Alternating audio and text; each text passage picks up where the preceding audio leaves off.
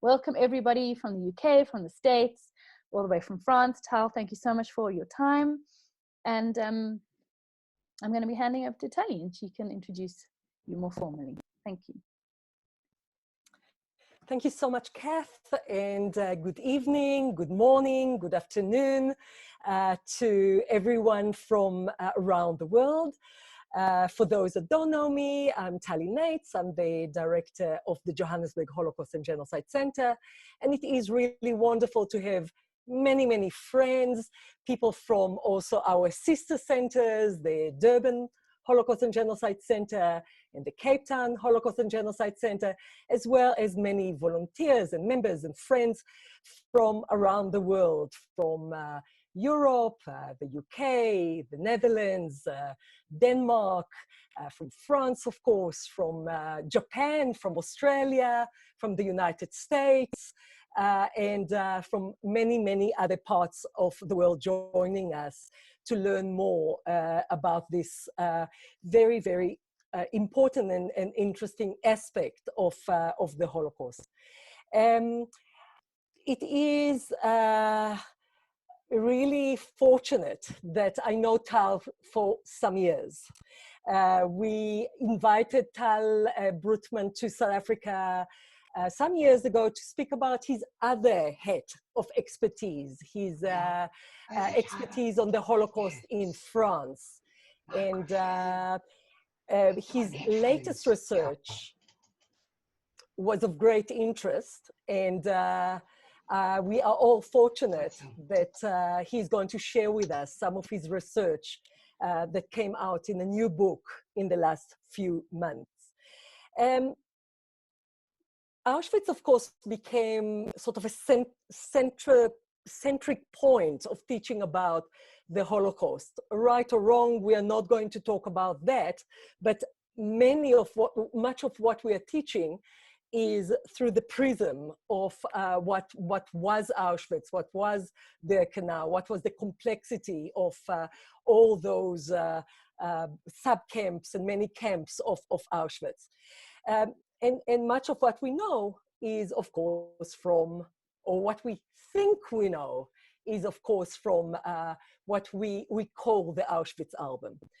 And we chose to do this week because it is actually 76 years since those photographs were taken in May and June of 1944.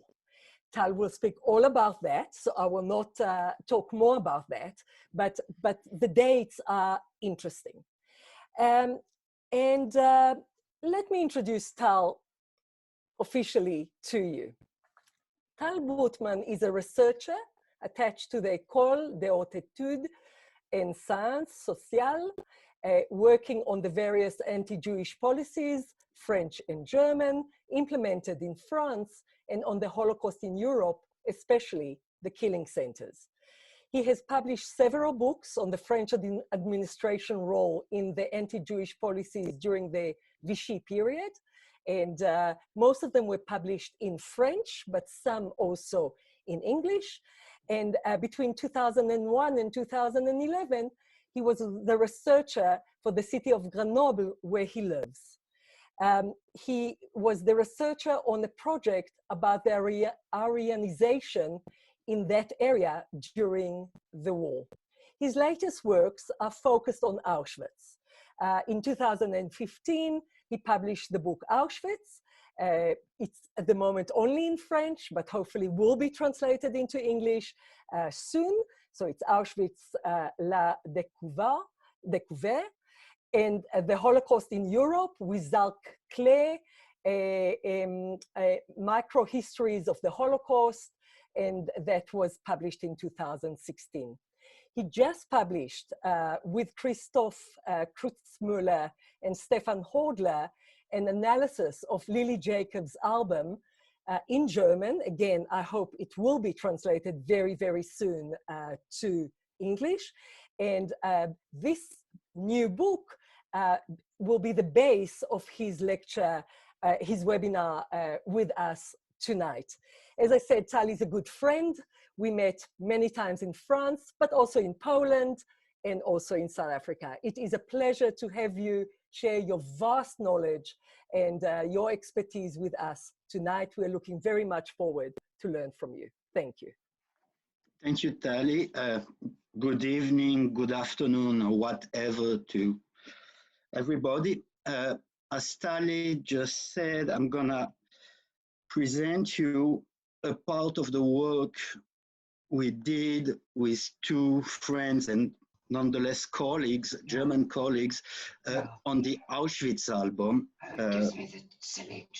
We started it 6 years ago now, and we worked for 5 years on this project, which is, so I'm gonna focus on the Auschwitz album, which is the book we wrote, but it's coming from a larger perspective, which is basically, and just to put it short, that in history, and not only in history, but more broadly for the public opinion, photos are just illustrations and not documents. So we are not used to read photos. Rather, we watch photos, and we don't know how to deal with what photos can tell us about basically history. And what I'm gonna try to show you tonight or this morning, whatever, is on focusing on the Auschwitz album, a lot of problems, some we could solve, others that we could not find any answer about them, but we tried to use photographs as documents. And just, I mean, I guess 2/3 of you never went to Auschwitz, which is not a problem, by the way, but nonetheless, you all know those photos because those are among the most iconic photos of the Holocaust. So you can see those four. I guess you have already seen those or maybe other. The Auschwitz album, also known as the Lili Jacob album, is an album of 197 photos taken in the spring, summer of 1944. And the photos are known since the end of the 40s. And the album was found, thanks to Serge Klarsfeld, in 1980. He found Lili Jacob and he asked her to give the album to Yad Vashem. So that's the story of the album, let's say the document. Now, just a statement. This is a photo of the selection in Birkenau, but it can help me to make a point. A photo usually by itself doesn't say anything. You all know that this place is Birkenau, but you know it not because of the photo, you know it because of the knowledge outside the photo, because you went to school and you are teaching on the Holocaust, or you went to Auschwitz, or you watch movies or whatever, so you know this place is Auschwitz. But someone without that knowledge wouldn't see that. He wouldn't know that those are Jews waiting before the selection. He wouldn't know that the men in uniforms are SS, and he wouldn't be able to see that the place is Birkenau. Basically, someone without any knowledge, someone virgin, let's say, would just see civilian people waiting, men in uniforms, a train, and some barracks nearby. But that's the only thing this photo is saying by itself.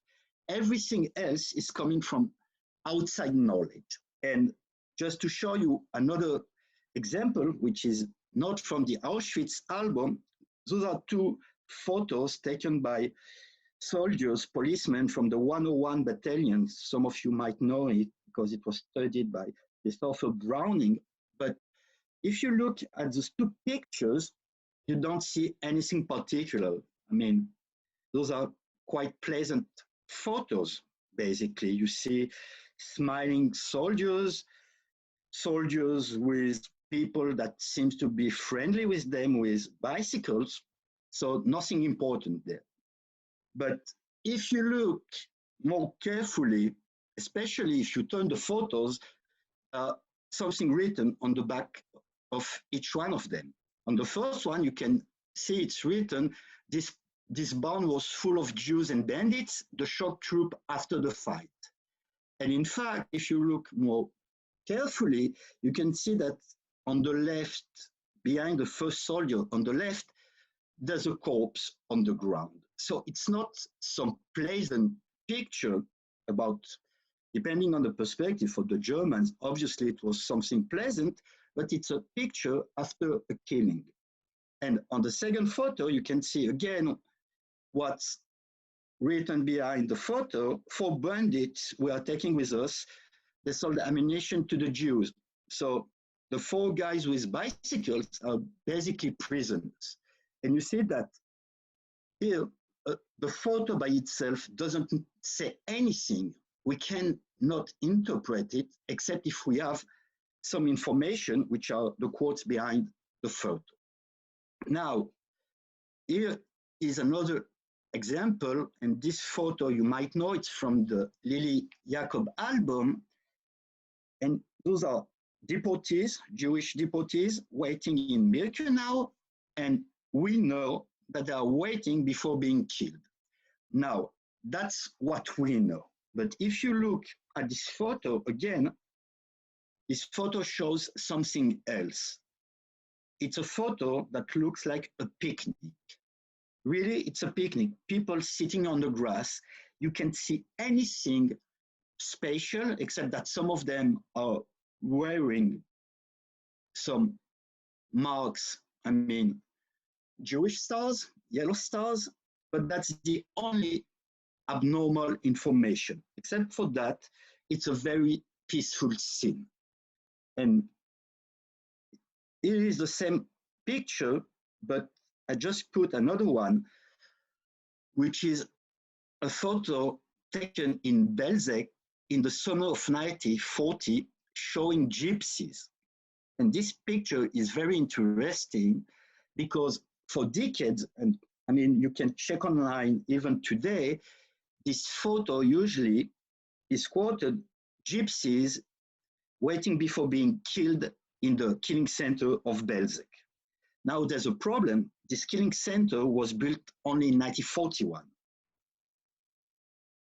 In fact, this is what we can call an internment camp for gypsies, which was built in Belzec, the town, or let's say the village, 1.5 years before the EHESS built another place in Belzec, the killing center. Now, what is very interesting there is that the photo in Belzec seems far more terrible than the one in Birkenau. If you compare the two of them, you can see that the gypsies are all looking to the photographer first, which means they had an order to look at him. Second, if you look at the way they are held, you can see the barbed wire fence behind them, something that you don't see on the Birkenau photo. Now watch carefully at the clothes. The Jews in Birkenau have decent clothes. The gypsies are wearing basically rags, and most of them don't even have shoes. And you can go on, grass on one side, just dirt on the other side. So the most terrible photo of the two is the one in Belzec, because of what you can see in it. But the reality is that those prisoners, gypsy prisoners in Belzec, were not killed during this period. Some of them might have been killed later, 2 years later, 3 years later by the Germans, but this is an internment camp. While the Jews sitting quite peacefully on the grass were killed 30 or 40 minutes after this picture was taken. So it shows you that photos without any knowledge and without any datation, etc., can hardly be used, which is a major problem because usually, and for the Holocaust, that's obvious, we don't know anything regarding most of the iconic photos or non-iconic photos.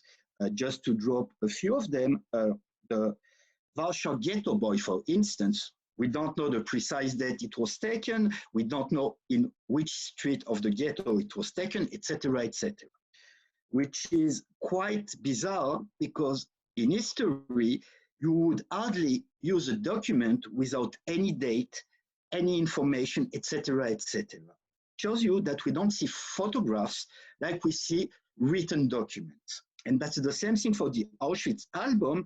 We don't know anything about it. We don't know why it was done, by whom, or hardly by whom, when, what you can see on it, etc., Now, for those of you that never went to Auschwitz, here is Birkenau, the biggest of the three major camps in Auschwitz, and this aerial photo was taken by the end of May 1944, which is important because most, but not all, most of the photos of the album were taken during the last days of May. And this photo for the South Africans who are there is quite important for South Africa because that's the South African Air Force that took it, because this squadron took several photos between the end of May and August 1944 over Auschwitz. Now, very quickly, to give you some direction about topography, which is an important part, Birkenau is not one camp, it's several camps which are divided themselves in sub-camps. So you've got the B1, known as the Lager Woman, the woman camp, divided in two, then the B2, which is divided in 6 other camps, and then the B3, which was named the Canada. So this is the concentration camp by itself. And now you've got other structures who are not part of the camp, and that's very important, but which are intertwined with the camp on the same place, but are not part of the Birkenau concentration camp. And that's one of the biggest problems to understand Auschwitz. So very quickly, on the lower of the photo, you can see the main watchtower known as the Hauptwache, and you can see a photo of it nowadays. And this main watchtower is thought to be, since the end of the war, and for those that visited it, as the main entrance of the camp. And it was, in fact, never the entrance of the camp. This watchtower is standing above the railway, and the railway is what the SS and the prisoners called the ramp or the Bahnrampe. In fact, it's a railway station. It doesn't look like a railway station, but it is a railway station. And the watchtower is only the entrance for the railway station. For prisoners going to the B1, for instance, they are getting inside just above the watchtower. There's an entrance to the camp. And for B2 and B3, the entrance is in front of the commandant room. So you can see that we are elsewhere when we are on the ramp.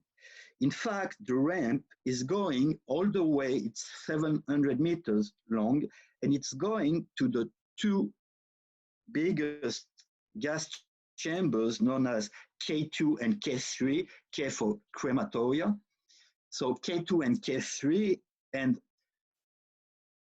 if you look on the center of the B2 camp, you have this Lagerstrasse, which is connecting the camp B1, but also the ramp to the other part of Birkenau, and the Lagerstrasse is leading to the K4, K5 area, another place for 2 gas chambers.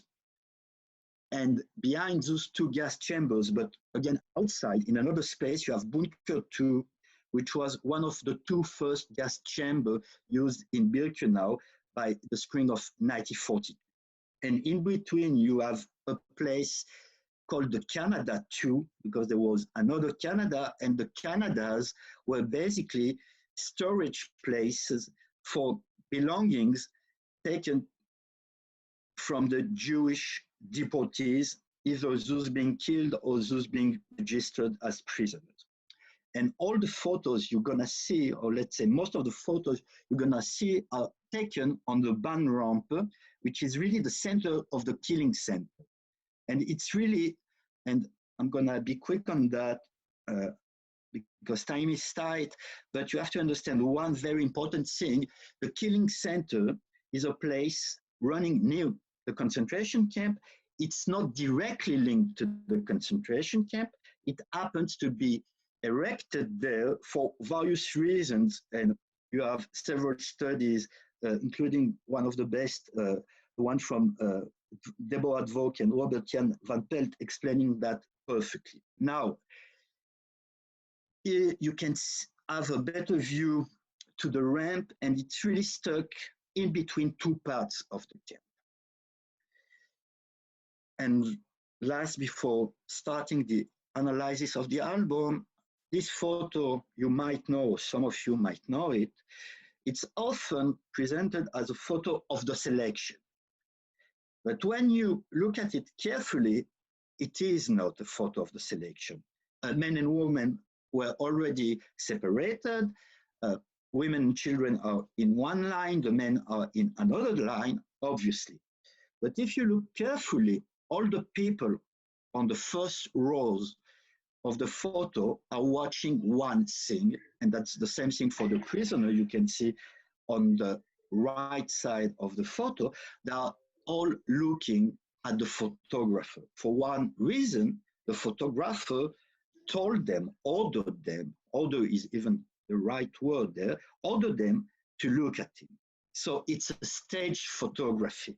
It's not a photography showing the selection, it's a photography staged by the photographer to display something. Now, about analyzing photos, there are several things you have to have in mind. The object, and I'm really speaking about the material dimension of the object, and you will understand in a few seconds why, the place that you can see, the action which is displayed, and the time, but not only chronology or elapsed time, but time in every dimension, in every layers, because you have plenty dimensions of times that you can use to analyze those photos. So the first thing is the object, and it's obvious, and most of what I'm gonna say is obvious, but sometimes it's good to state obvious thing. This is an album, something that nowadays tend to be rare, and people are, let's say younger people, are not used anymore to prepare albums, but there's one thing when you do an album. You choose the photos, you select them, and you choose an order.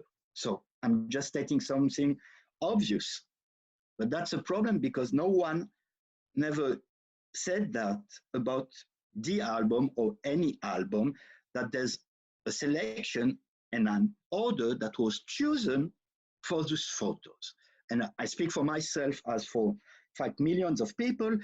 This album was published for 4 decades now in every language all over the world, in German, Hebrew, English, French, and it's always the same thing. It's a book, and you just turn the pages and you look at the photos. And for myself,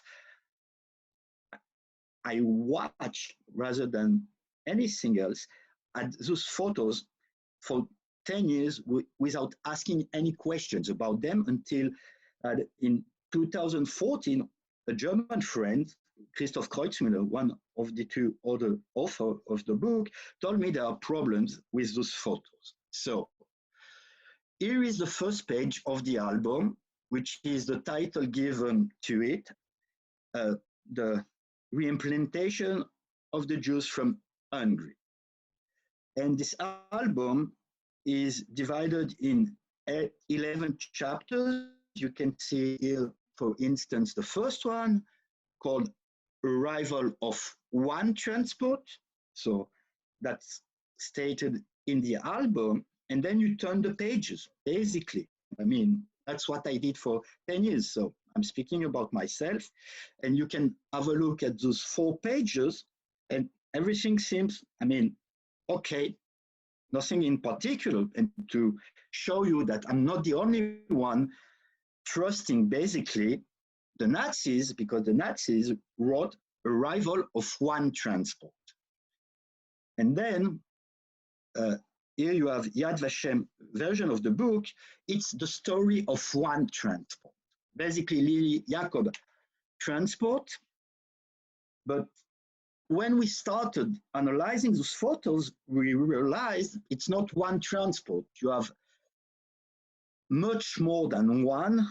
In fact, on the 4 pages I just showed you, you have 4 different series of photos, meaning photos taken on various transport, not only one. So you have one series you can see here in red with 8 photos, one series in green, 3 photos, another one in blue on page 11, 2 photos, and the last one in the upper right side of page 8 is part of another series. So it's obvious.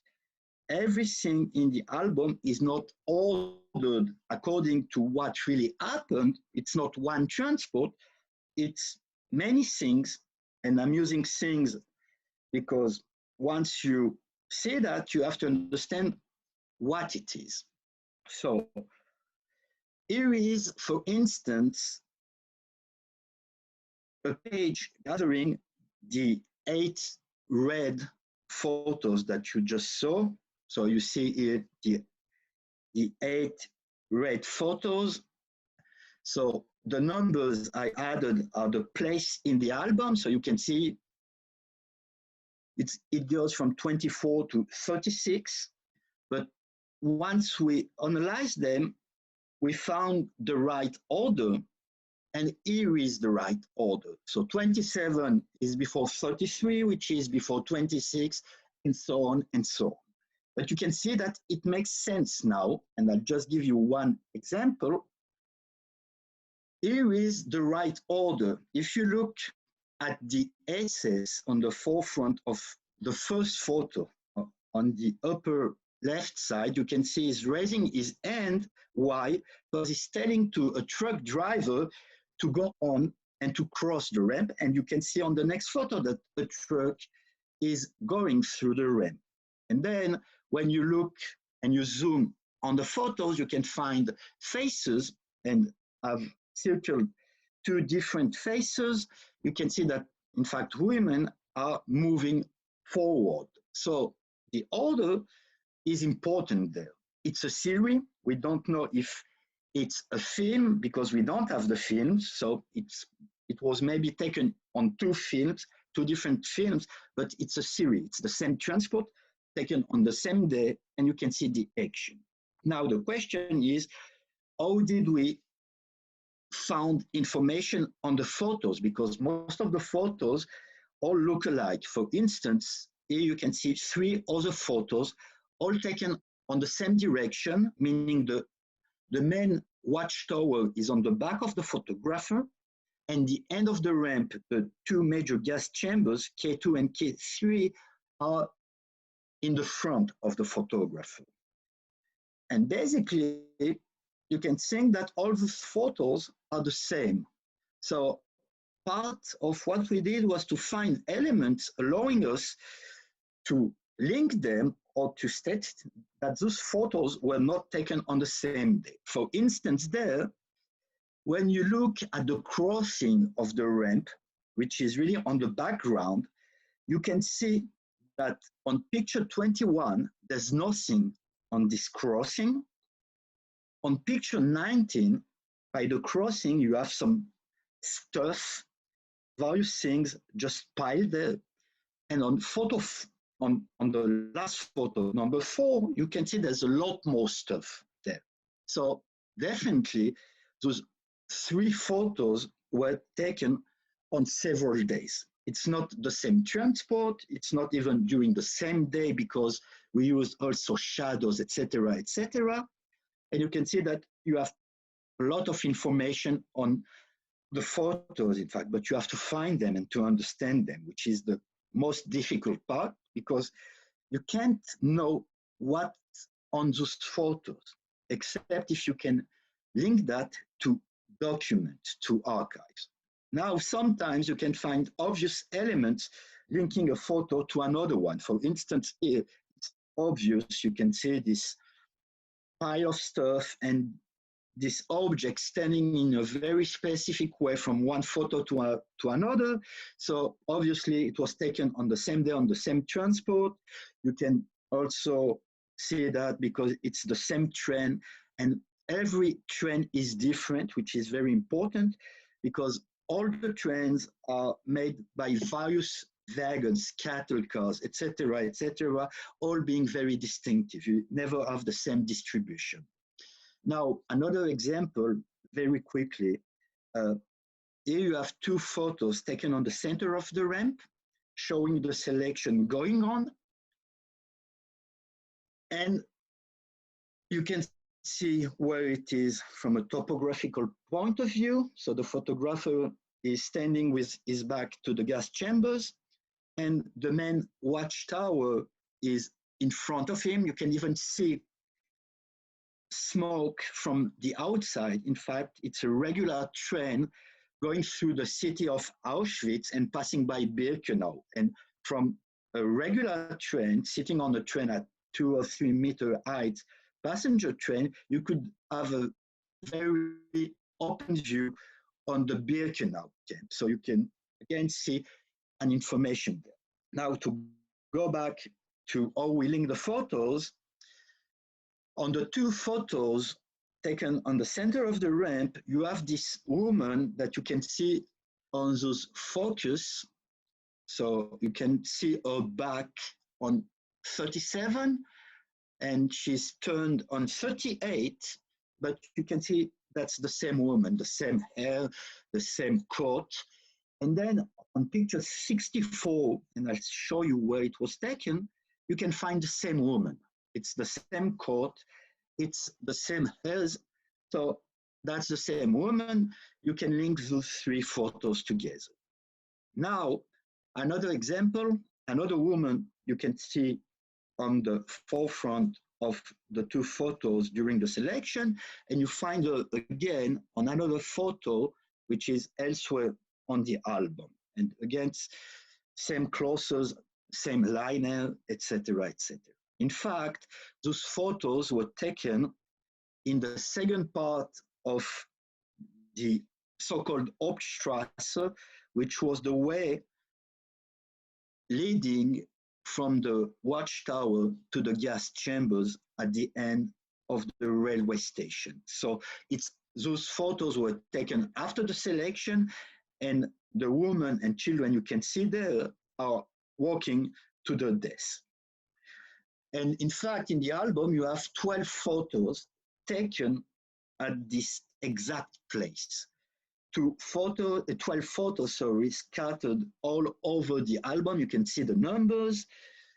You can see people looking at the photographer again, which is very important because when you order them, you can see which one is the first and which one is the last. And you can see, so that's the problem doing this lecture on Zoom, but you can't use the full power of a PowerPoint, meaning on the huge screen, but behind the head of the woman with a scarf, wearing a white scarf on the left side of photo 61, you have the chimney of case 3.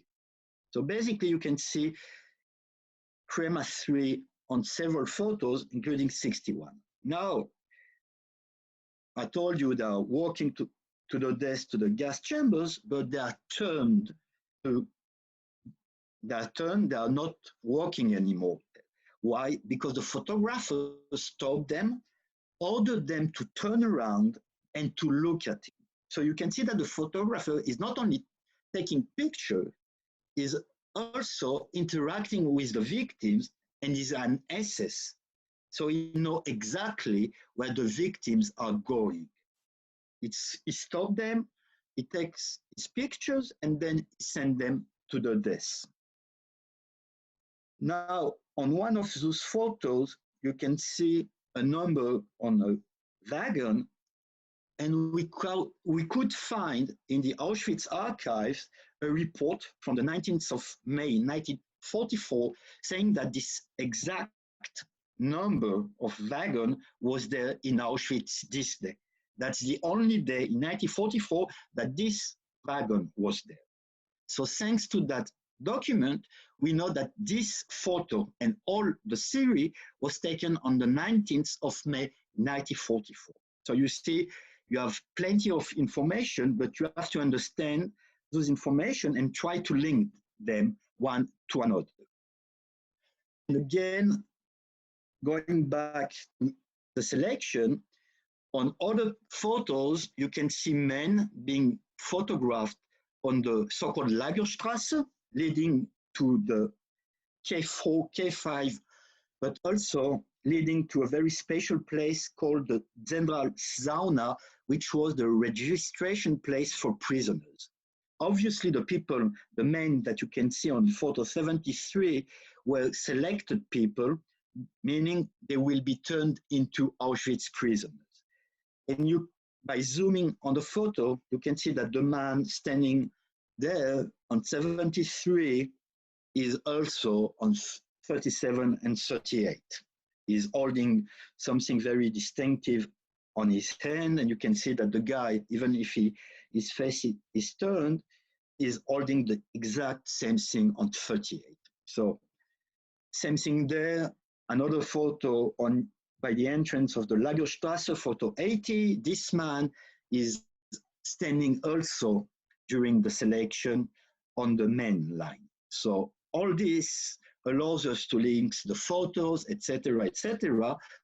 And on May 19th, 1944, we could establish that in the album, at least you have, how much is it, 14, 16, 19 photos taken in 4 different places. Some of them taken more or less at the same time in different places, which means one thing, there was not only one photographer, but 2 photographers.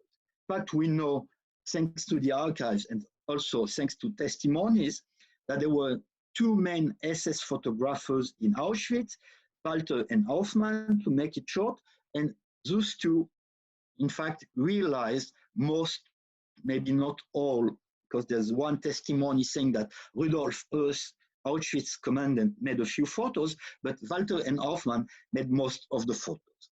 And you can see May 19th, it's not the day that Lili Jacob arrived in Birkenau. She's supposed to be deported to Birkenau around the 25th, 26th of May. So that's 1 week before. Now, once we established that, the question was, we found at least 12 main series. So 12 main series in the album means it was taken on different transport, but it could be victims from all over Europe, not only Hungary. It could be Jews from France, from Germany, from the Netherlands, etc., etc. But you have something very distinctive, important, and often overlooked, which helps us know where the victims are coming from. And those are the marks. And I'm saying marks instead of yellow stars for an important reason you will see a bit later. But you can see on every photo that the people you see are wearing very badly shaped stars, hardly yellow. So that makes at least part of my point. And those are typical Hungarian so-called yellow stars, which were made by April, May 1944, very quickly by the victims themselves, while in France, for instance, or in Germany, they were printed by authorities and distributed with even sometimes the word for France, it's Juif, Jew, in Germany, Jude, etc., etc. And on every photo, you can see those, let's call them Hungarian stars, which are badly shaped. So it's everywhere. You can see how different they are, how badly made they are, etc., etc. So all the album is displaying Hungarian victims. Now, you've got also a few photos taken, a dozen photos taken in the two Canadas. For instance, here you see Canada 1. And by the way, those are the first photos of the album taken by the 16th or the 17th of May, 1944. We could prove that because you have a few information written on some of the luggage you can see on those photos. But here you can see a photo of Canada 1 and two photos of Canada 2. And again, I'm speaking about myself, so I'm incriminating only myself. But while we worked on that for 5 years, during more than 4.5 years, I never had any interest on those Canada's photos because basically they show the same thing. That's what I thought. Because in fact, there's a lot of very important things there. I mean, once we agree on the fact that you can see belongings of victims, but if you look at them very quickly without questioning them, it looks the same. And here you can see it in a better dimension. So that's the first one in Canada 2 and the second one. And you can see a part of B2, Birkenau B2 behind the Canada. And I'm displaying you the photos for various reasons, because now the question is, are those Hungarian victims? And the answer is yes, because you can see that on one of the clothes, you can see again a so-called Hungarian scar. That's the first thing. The second thing is when you compare those photos, there's a lot of information again there. For instance, here you can see on a pole, there's a projector light. Same thing, if you look on the top right photo, you have again some light there. Why? Because we know, thanks to testimonies mostly, that prisoners were sorting belongings days and nights. And yet here you can see that, yes, they were working also at night. That's the reason why you have projectors there. Now, again, if you compare those two photos, and I'll go back to other elements in a few seconds, there's a huge difference between the photo in Canada 1 that you can see on the right and the two photos in Canada 2. In Canada 1, the photos, the belongings that you can see are luggage, bundles, whatever, coming directly from the ramp. The deportees had to leave belongings there. Some prisoners called the Canada Commando had the task to grab them, put them on trucks, and you can see trucks all over the photos. And those luggage, bundles, etc., were taken to Canada 1, and you can see other Canada prisoners sorting those various belongings. But if you look at the two photos on the left, those are not luggage, those are simply clothes, because they are not coming directly from the ramp, they are coming from the gas chamber directly. Those on the left photos are the last clothes worn by the victims, and they're undressed by the entrance of the various gas chambers. And then we know that the Sonderkommando had one task to take those clothes, and then Commando Canada, that you can see again, came to the buildings, the killing structures, and took those belongings. And now very quickly, I'll go back to those photos to show you various elements. On the right side of the photo, you can see a prisoner holding a sheet. Why? Because on the next photo, you can see he put the sheet on the ground, and there are a few shoes there. And on the left side of the photo, you can see that a prisoner is sorting a few shoes that are mixed with the clothes. So you can see the part of the work. On the right side of the photo, obviously, you have a wheelchair, which means, and again, once you describe it, you can understand it, a victim was taken from some place in Europe, put with his wheelchair, sitting on his wheelchair in a wagon, deported to Auschwitz, unloaded there rather than disembarked, sent to the gas chamber, and the wheelchair was sent to the Canada. And behind the wheelchair, you can see a woman wearing civilian clothes, not a uniform, and she has rather long hair. This woman is a very important information. She's a capo, meaning a chief prisoner, and we know that because of her clothes and the length of her hairs, but her presence says something. The people working inside the barracks, and those people, you don't see them on this photo, for instance, are exclusively women. The men are bringing the belongings, and inside the barracks, women are working. That's why you have a female capo standing there. So you can see that really there's plenty of information, but you have to really find them and understand them. Now,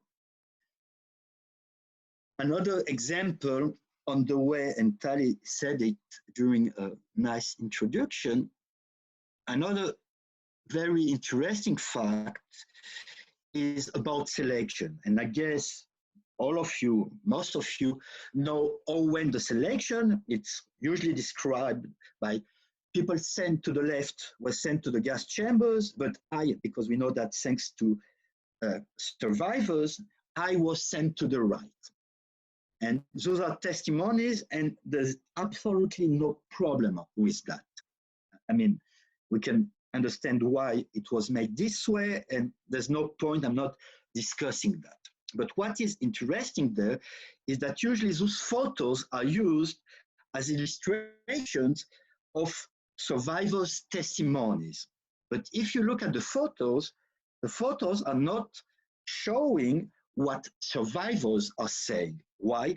Because the selection is not a single process made by the SS always on the same way. If you look at the selection photographed on the first column, selection number 1, you can see that SS are starting first with women and children. Now on selection number 2, that's more or less the same thing, women and children first, but you see an element that you can see on the first selection I put there. On the back of the photographer, the same selection on the second half of the trend is going on, because for a simple reason, the selection was organized on the center of the ramp, meaning that people were coming from 2 parts of the trend to the center. So what you can't see, but it is there also on selection number 1, is that the exact same process is going on, which means one thing, as the transports are split in 2, you have 2 halves, people being sent to the gas chambers were sent either to the left or to the right, according from where they were coming. That's the first point. The second point is that if people were sent to K2, for instance, and that's the case during the selection 1 and 2 that you can see there, they were sent in one direction, but if they were sent to K4, K5, they were sent in another direction. So this right or left thing doesn't mean anything. Left does not mean this. It's just a direction. And you can see, for instance, on the selection number 2 there, that the women are being sent to the right. Now, on the third selection, you can see women being sent again to the right, and they are taking the direction of K2 and K3. But if you look carefully at those photos, those are quite young women, meaning that they have been selected, in fact, to go into the camp, but they are going in the exact opposite direction. And I'll explain you why in a few minutes. Now, on the fourth series, you have another information. You can see 3 photos, and the last one with a disabled man has information again on the background. If you look carefully on the background, you can see that men are walking first, while women on the upper left side, you can see those are women, they are waiting. So for this selection, for instance, they selected men before women. There's not one single rule. Now, if I keep on, the selection I just showed you, which was number 3, when you link the photos, you can see that men and women are selected exactly on the same time. You can see that the man on the photo on the left is moving forward. So it means that the selection is being operated for men while women are also being selected.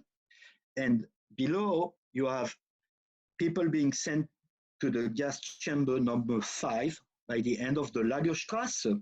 Those are men that are turned, so the back, on the back, sorry, there's the K5 at 800 meters from there, and they are looking toward the ramp direction. But you can see, and it's in the red circles, women and children passing by, meaning that those men were selected first, and then women and children.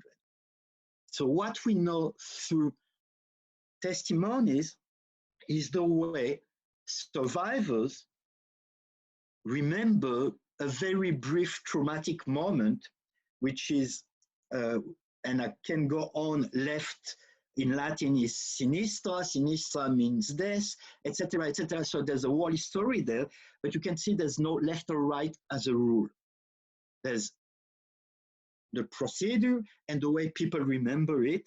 And by the way, in very early testimonies, you can see that people describe the selection exactly as we see it on the photos.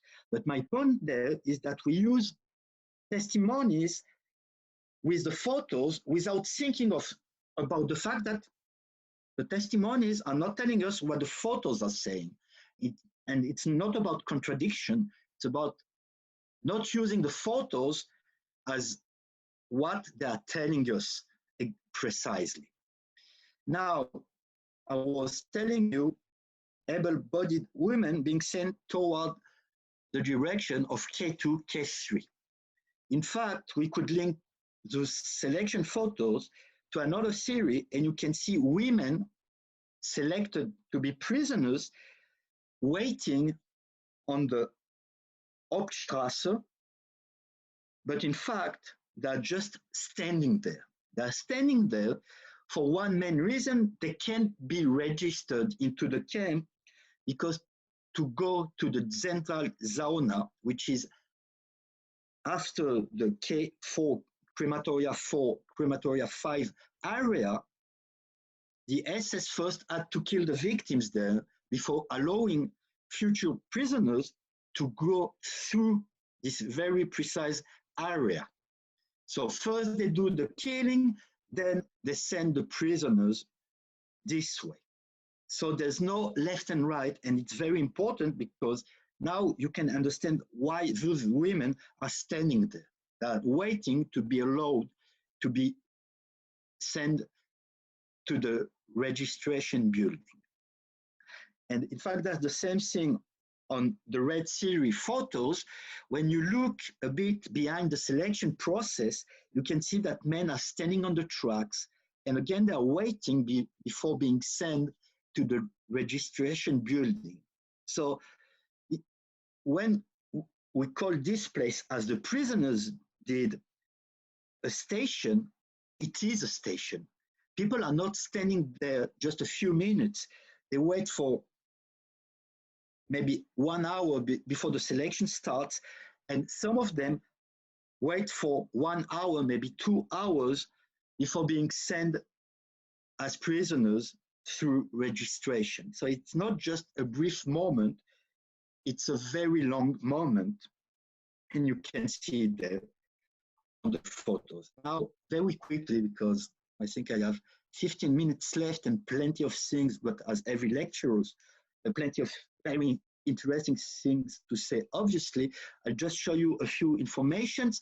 Here you can see picture 27, which is one of the most important photos of the album because everything is on it. But very quickly, this photo is a perfect illustration of a major problem. You have more than 2,000 people on this photo. I can't make you, usually I'm making the demonstration, but we are on Zoom, it's not interesting there. You have more than 2,000 people on this photo, meaning 2,000 different informations. I'm not speaking about the train, the various belongings, the trucks, the barracks, the tracks. You have a lot of information. And not a single brain can grasp all those information, which means that every single one of us will see some things that the other are not seeing because of personal interest. If you are interested in uniforms, you will see at first the EHESS. If you are interested into trucks, you will see and identify the truck at the end. If you are interested on trends, etc., etc. And each one of us will see different things or same things, etc. Now, to show you informations that are there and you don't see, for instance, on many photos, you've got writings on the wagons. So you can see on the left one, it's written Kaufmann Ferenc, it's in Hungarian. Same thing on the other one, Wisman Kalman, it's written by Hungarian hands, because first the names are coming before the surnames. I mean, as a French or German, or I guess in South Africa, in Israel, everywhere where you are, we would say Ferenc Kaufmann and Kalman Wisman. But in Hungary, you say Kaufmann Ferenc and Wisman Kalman. So we know those are Hungarian people who wrote that.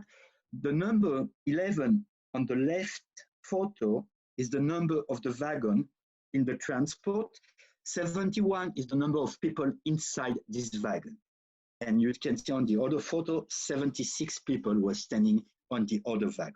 Now, we have archives, I told you, which are very important. That's the blueprint of the Bahnrampe, blueprint drawn by SS members of Auschwitz.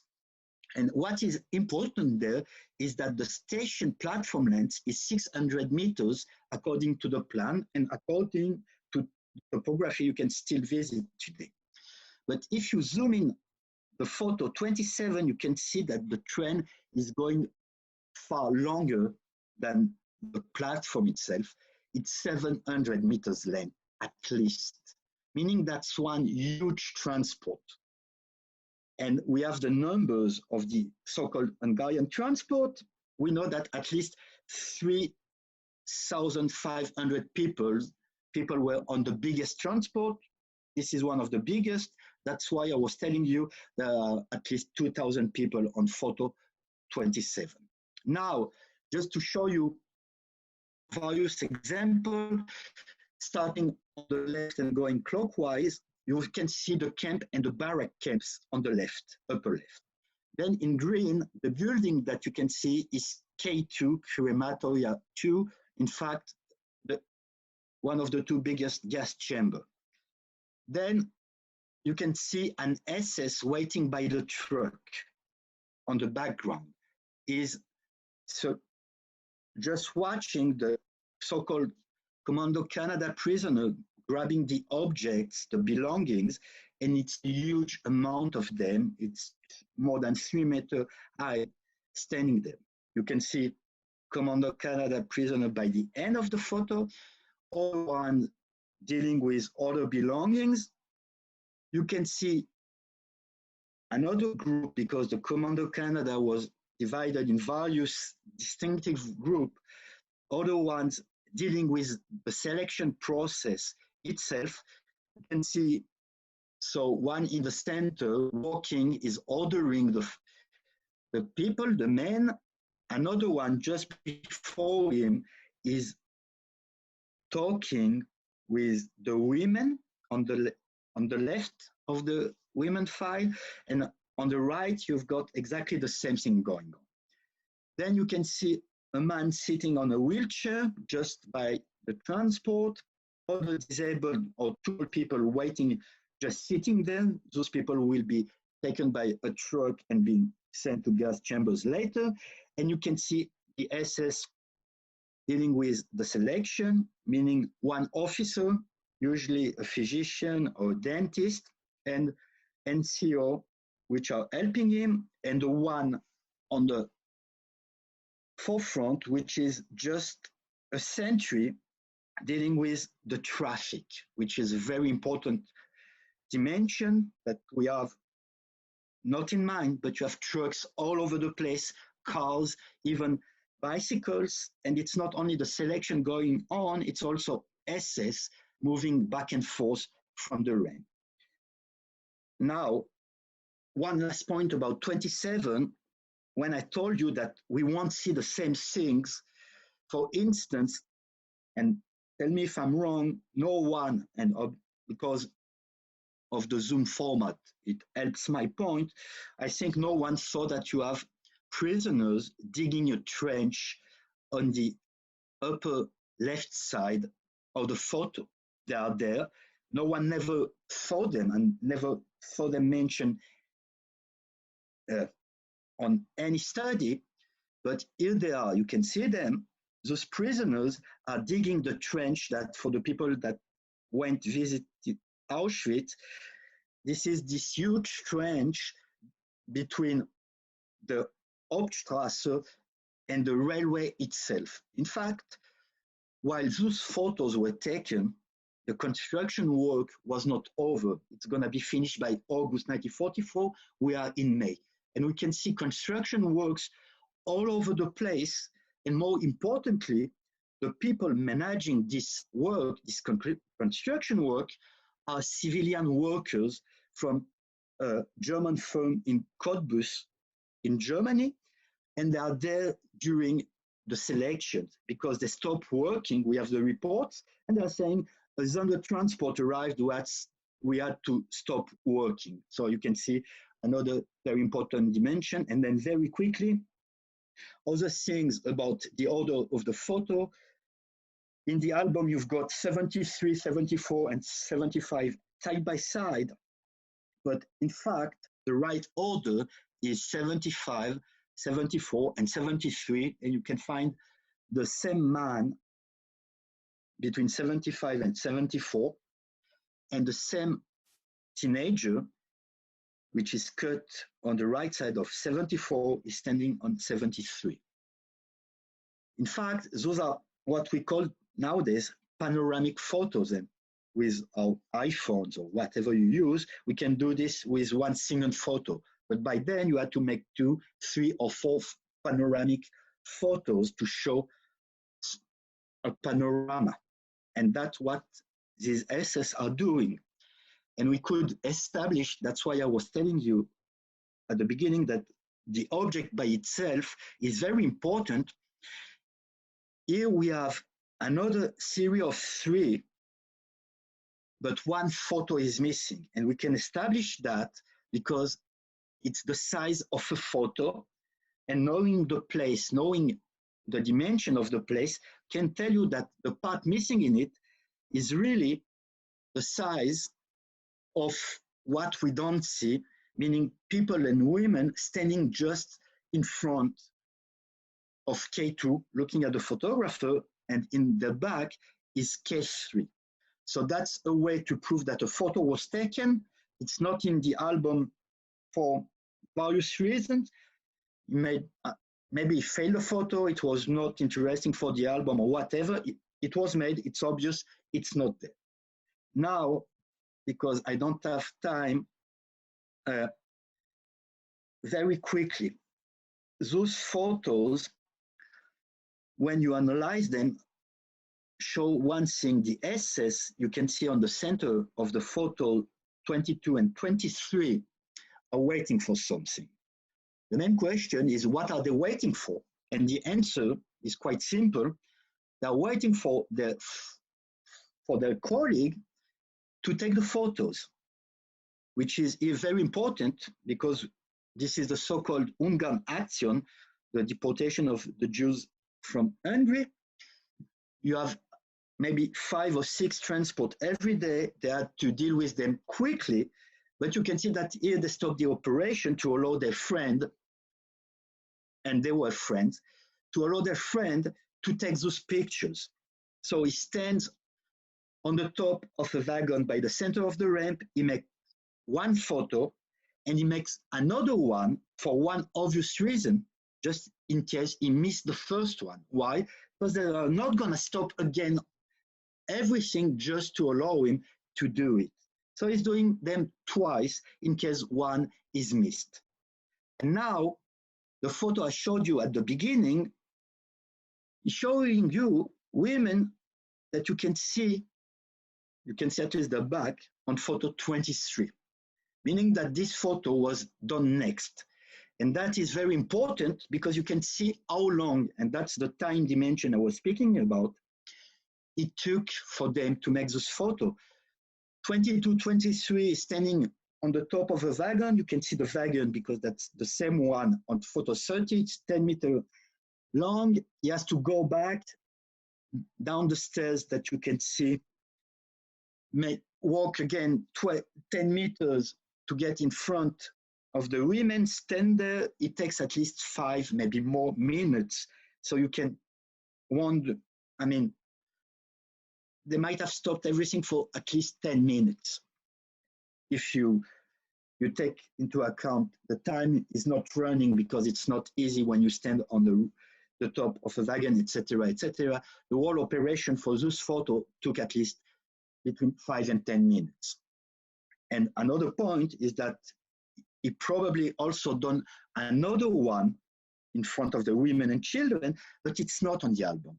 If he done 2 of them standing on the train, he would do the same thing standing on the ground.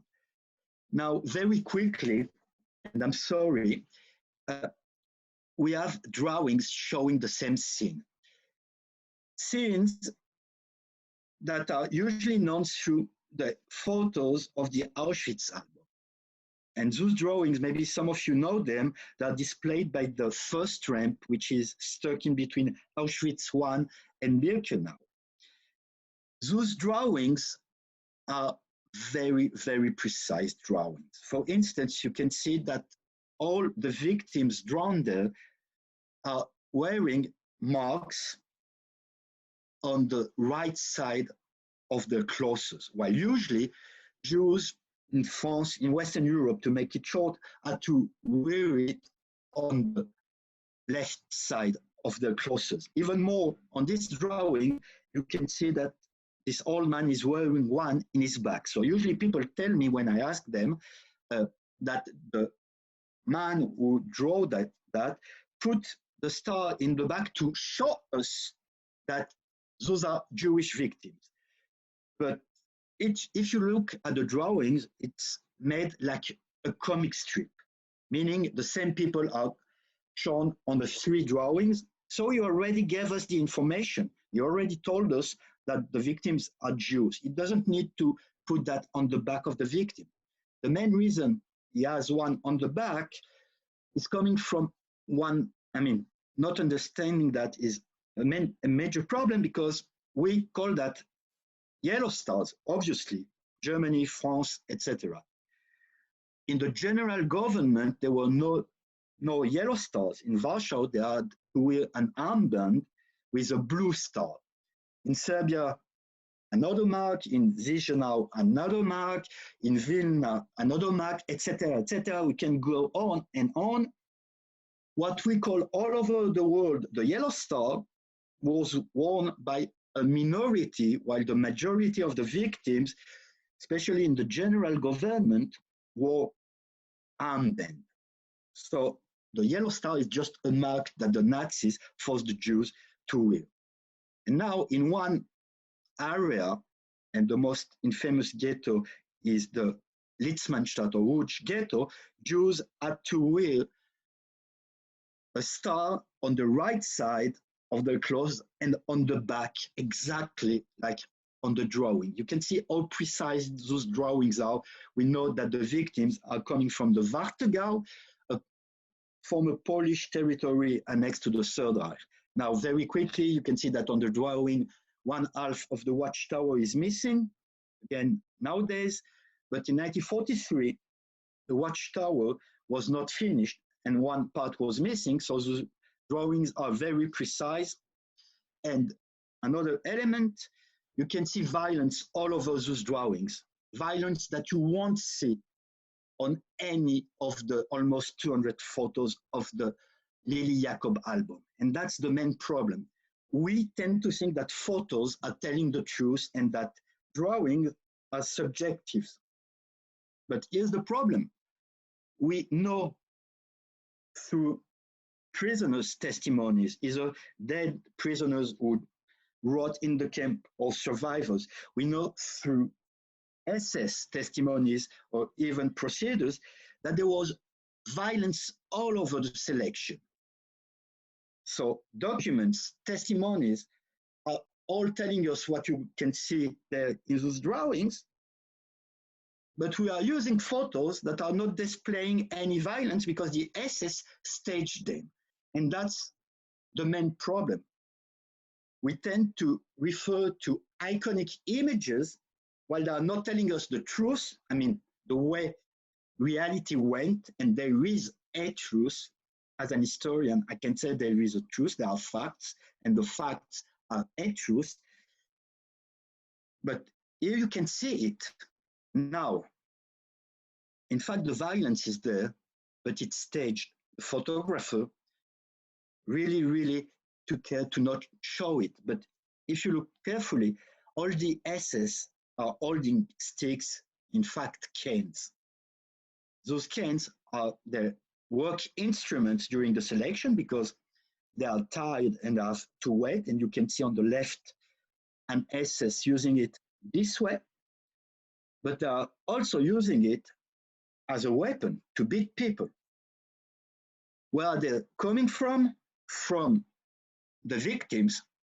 They just took the canes from the Canada and turned it into instruments to do the selection. And now in one photo, the photographer didn't see that an EHESS is beating women. On the right side of the photo, you can see it. The EHESS is beating women. That's the only trace of violence in the 197 photos. So you can see it's very problematic because those photos that are used since the end of the 40s to explain this is how it was going on, I'm not saying the way it was going on. Those photos are showing how things are going on for the SS hierarchy, basically Himmler, and are showing smooth operation. The SS are just telling to the superior, look, how well we are working, we don't need any violence, everything is going smoothly, and we are using the SS version of the story going on in Auschwitz. And very quickly, if Tali, you allow me, I want to underline a very important point. Since the end of the war, we see the Holocaust through the lens of the SS. Basically, the Auschwitz album photos or any other execution photo, the Warsaw Ghetto, Einsatzgruppen photo, etc., But if we take the Auschwitz album, it shows one part of the process and one very precise part between the entrance through the main watchtower until the very end before the victims entered in the gas chamber. The last photos from a chronological point of view in the album are people waiting just by the entrance of the gas chambers, but still wearing clothes. So it's a very precise part of the operation, and we tend to see the Holocaust this way. But the Holocaust, the killing, is a process starting with the arrest, the detention, the deportation, and then the killing. Now, the most important part is that we have thousands of photos showing the arrest or the deportation of the Jews all over Europe. Those photos are far more important, from my point of view, about what is the Holocaust. Taken during the day in the middle of cities, Hanau in Germany, Prague, Ioannina in Greece, you can see Tres in Greece too. It's in plain daylight through the eyes of the whole population. So it's not a secret which is going on in Auschwitz. The Jews are taken from all over Europe to be deported somewhere.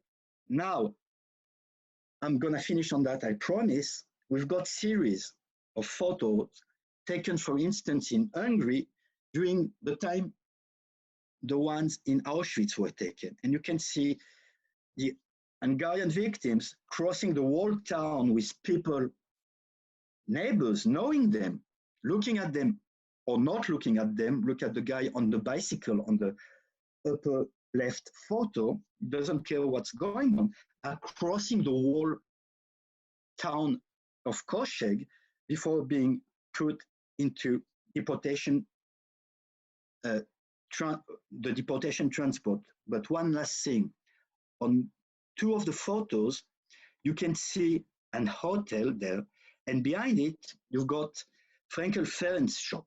Frankel-Ferenc was the head of the Jewish community in Koszeg, so he knew, it's obvious, he knew the owner of the hotel. You can see the owner of the hotel watching the Jews living, meaning she knows the people living the town.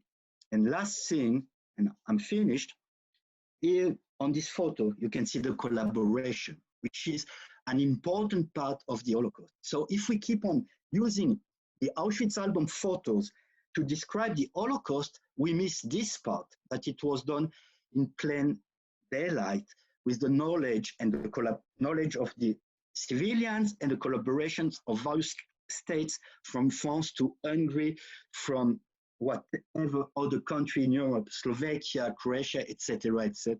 So when we use photos, and that's my last sentence, we really have to be careful about what they are really saying and what we can learn from them. And I thank you for your attention.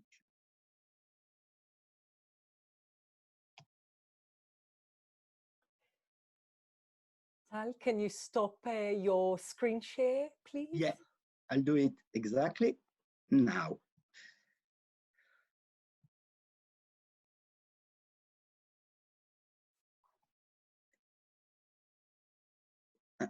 Is it? Yeah. There we go. Great. Tal, thank you so much for a very, very interesting presentation. I'm sorry we didn't have more time because it was fascinating and we all learned a lot. I have some questions that have already come up while you were talking, so we can look at those. But if anybody else has any questions, please do pop them into the chat now and we will get to as many of them as possible. So just while you were talking, Michelle asked about how you analyze those faces, and did you use artificial intelligence and facial recognition technology, or was it just by closely looking at every single image and picking out those people? That's an excellent question, because when we started, we thought about it.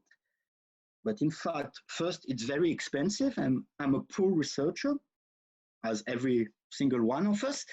But joke aside, you need top-notch material. I mean, very, very expensive material to do that. and the human eye is better than the eye. So you have to look very closely and carefully. That's the best way to do it. I would prefer that a computer would do that. I would do something else, watch television, play football or whatever, but no, you have to watch carefully. There's no way a machine for now would find that, because a machine would not care about closes, but only about facial recognition, for instance. But closes are telling things, etc., etc. Okay, great. And Bob McCormack was asking about whether the images were stills from film or snapshots. And then his second question was, have any attempts been made by you or other researchers to identify the Nazi soldiers and officers? Because you can see some of their faces in some of the images as well. Oh, it's in the book. I mean, I had only 1 hour. I took more than 1 hour and a half. I had to make choices, but it's in the book. Yeah, we could identify some of them. Okay. And then Vivian asked about the position of the photographer, and you touched on it a little bit about how sometimes he was on top of the wagon and sometimes he was at ground level. And she just asked if was there any significance in that change of viewpoint. No, that's just, sorry to use those words, but that's style, and they are not good photographers, by the way. One is very, very bad. The other one is okay-ish. But no, it's about just showing the flow, and you have to keep this word in mind. It's not about showing the EHESS, for instance. There are no photos, there are no close-ups of the EHESS, for instance. It's really the flow, and the flow is divided in three: the transports, the victims, which are for the EHESS not victims, they are only Jews, and you have to hear Jews from the Nazi point of view, and their belongings. This is a huge flow, and they are dealing with it. And you saw that there are objects all over the place, obviously deportees all over the place, and it's really about dealing about the flow. And very quickly, I'm seeing that there was a remark about something that was said in Cape Town last year about the fact that this album was, no, there's no new commander by then. Rudolf Höss was sent especially there in May to deal with that. To make it short, it's on the book. It's Rudolf Höss bragging to his comrades in Berlin how well he's dealing with that, because it was a huge technical problem. I'm not going to go deep into details, but it's an album made because Höss wants to brag to Berlin. Tal, sorry, can you just extend about how many albums there were and just talk a little bit more about the purpose of the album? Okay, so I'm just trying to shorten the answers, but we know because there was a studio photo in the concentration camp of Auschwitz with prisoners working in this studio. So they are the ones who dealt with the basic, developing the films, making the album, etc., etc. One of them died 10 years ago. He was quite well known. Willem Brasse was living in Poland until 2009, I think, when he died. If I'm not wrong, I'm not sure about the date, but he testified a lot, gave testimonies. He was never properly interrogated about the album, which is really too bad. But in one testimony, he said, we had to make 15 copies. So maybe it was 12 or maybe it was 16. That's not important. He's stating that for this album, they had to make 15 copies. Now, we know, because you can cross that with other albums. Let's take the Stroop report, for instance, for the Warsaw Ghetto Uprising, that Stroop, for instance, made 4 copies. One for him, one for Himmler, and the last one for the head of the SS in the general government. So you can see how it works. You also saw that the album, the object is quite rubbish, because it's not a very nice album. And this album was taken from the Canada, we think. And when you compare it, and Tali asked me, I forgot to do that. She asked me to add Himmler albums that he got from various EHESS services. Those were very well, nicely embroidered albums with EHESS written all over it, or in leather, endbound, etc., etc. You saw how poor this album is. In fact, this is the worst version of this album. The album is a report about the operation in Auschwitz. This version is one of the, this version is one version that was done by the photographer. Is a we think it's Walter, with what was after they did the 14 other copies.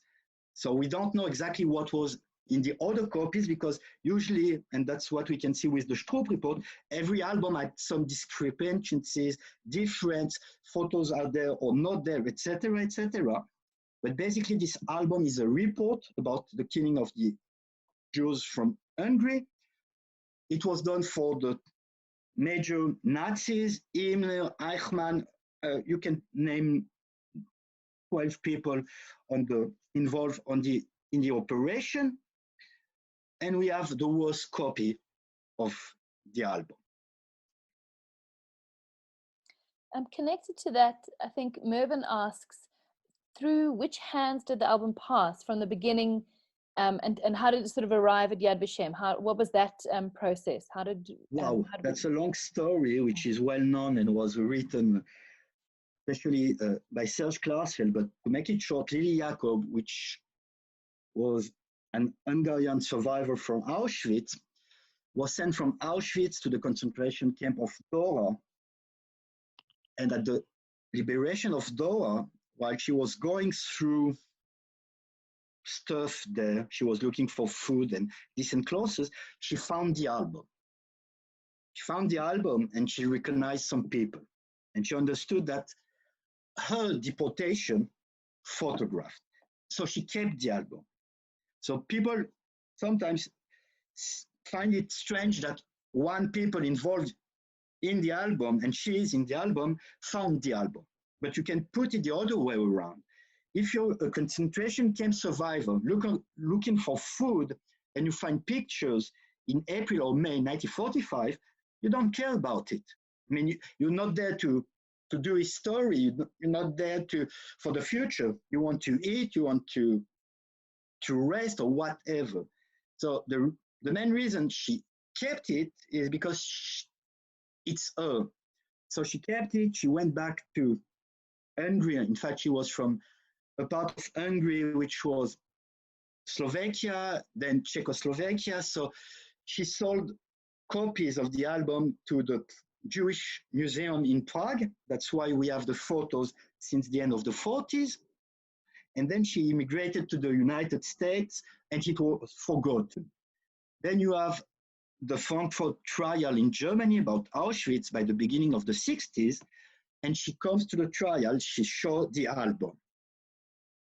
So the album was seen then, and she goes back to the United States. And by the end of the 70s, Serge Klarsfeld says, look, we have those photos circulating in various books in Prague. This should be the album. So he looked for a PI. He hired a PI who found Lili Jacob in Miami. He traveled from Paris to Miami, spoke with her, convinced her to give it to Yad Vashem, was very firm with Yad Vashem, stating that no copyright can be put on this album. This is the Shoah. So it has to be at Yad Vashem, but Yad Vashem cannot earn any money with that. And since 81, it's displayed in the main exhibition in Yad Vashem. I think it's a copy which is on the exhibition, but it's there. And you mentioned that it was one of many copies. What happened to the other versions of the album? War. I mean, that's war. Okay. It was either destroyed, burnt voluntarily, involuntarily. Maybe some copies are still there because the third one working on the album, Stefan Hördler, is an expert for the German trials, the last ones going nowadays. And thanks to that, he has access for various documents, and he could find information about one SS family. So the SS is dead, but his family is still holding 5 copies of 5 different albums from Auschwitz. Not this album, but they made a lot of albums, personal albums, administrative albums. So maybe there are some albums still there being held by families, knowing or not knowing what it is exactly, being ashamed or proud of that. I mean, it's a whole topic by itself. Okay, I think we will close with this comment that you actually spoke about the trial still happening for those interested. While we are all in lockdown, actually there is a trial of a guard from Stutthof still happening. Went all the way in all the 3 months of the lockdown. His name is Bruno Dai. And this trial, we will know in some months what is happening in that trial. So thank you, Tal, so much for sharing. As I said, you researched it for 5 years. It's almost unfair to ask you to do this in an hour, but you shared so much with us, and you know, taught us so much about how to look at the pictures in a different way. And I'm sorry in a way that you didn't have the time to show us which track, like you showed me, which track, you know, the tracks are standing. Please look at the album and look at it in much more careful eye now. So if you have the book by Yad Vashem, open it, look where the trains are standing, look at the numbers on them, look at the figures building the tracks. Look at all those things that Tal tried to tell you about, because believe me, you did not look at the Auschwitz album in the same way. So thank you again for joining us. Thank you to the team at the Holocaust and Genocide Center for helping, for all of you from joining us. And please join us next week for our next webinar, 9th of June, 7 o'clock in the evening, Dr. Ronnie Mikel Arieli about Ahmed Katrada and the Holocaust memory in South Africa. Good night and be well. Thank you. Thank you.